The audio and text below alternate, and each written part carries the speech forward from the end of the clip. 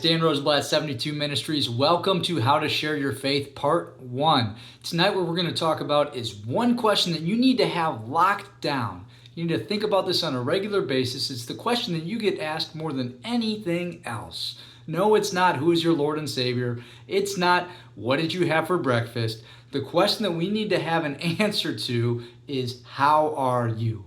How often are we asked how are you in our society and we just give a I'm okay, I'm fine, some generic answer. Why do we do that? This is an opportunity for us to open up a door to share our faith, to connect with somebody, and introduce them to the Lord.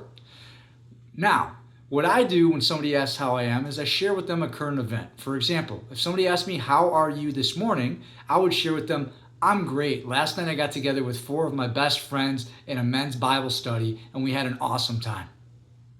I answered, how are you? And that can lead into another conversation. Now, they might bite. They might ask, awesome, what did you talk about? And then I can share with them some of the things that we talked about. They might say, oh, that's great, and not go any further. They might not even answer at all, but that doesn't matter. What I did was just plant a seed in their mind that I was in a Bible study, that I've got 4 guys that are 4 of my best friends, and that I am a man of God.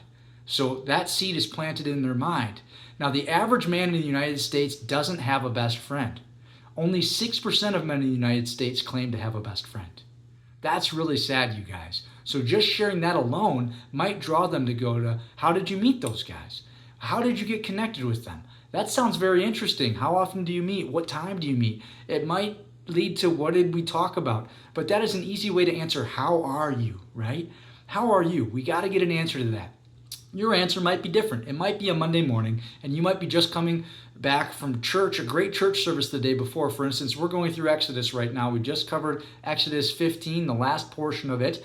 And I could say, I really enjoyed our church service this weekend. Our pastor talked about our need for water. He talked about how Jesus is our water, that the Spirit waters our life, and that our lives should reflect spiritual growth. So people should be able to ask, are you a Christian?